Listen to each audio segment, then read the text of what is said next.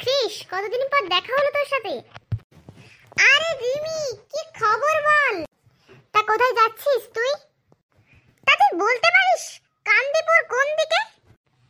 এই তো এখান থেকে সোজা যাবি খড়গপুর রেল স্টেশন, সেখান থেকে সোজা হাঁটা পথ, তারপর রাজধানী এক্সপ্রেস ধরে একদম তুই কান্দিপুরে পৌঁছবি।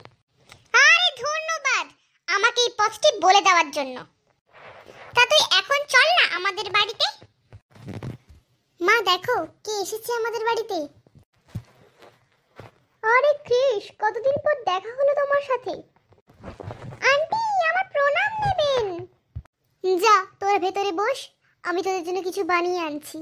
মা তুমি তোমার হাতে বানানো ফ্রেঞ্চ ফ্রাইস ওকে খাওয়াও, দেখবে ও তোমার একদম ফ্যান হয়ে যাবে।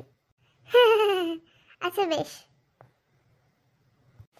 ক্রিস তুই একটু বস, মা এক্ষুনি খাবার নিয়ে চলে আসবে।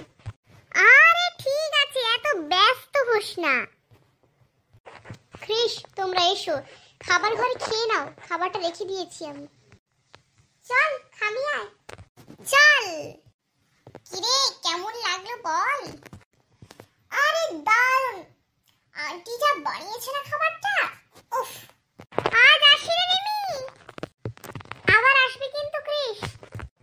হ্যাঁ হ্যাঁ, আন্টির হাতে ফ্রেঞ্চ ফ্রাইস খেতে আমি তো আবার আসবো। তাহলে আবার দেখা হবে তোর সাথে।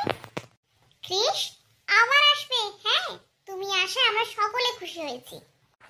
আরে আন্টি কি বলুন তো, ওই একটু মাসির বাড়ি কান্দিপুর যাওয়ার ছিল, না হলে আমি তো ভেবেছিলাম পুরো 1 মাস আপনার বাড়িতে থেকে যাব। ঠিক আছে আন্টি, আজ আর কথা না বাড়িয়ে এবার আসছি। ভালো থাকবেন রিমি, কথা হবে তোর সাথে ফোনে।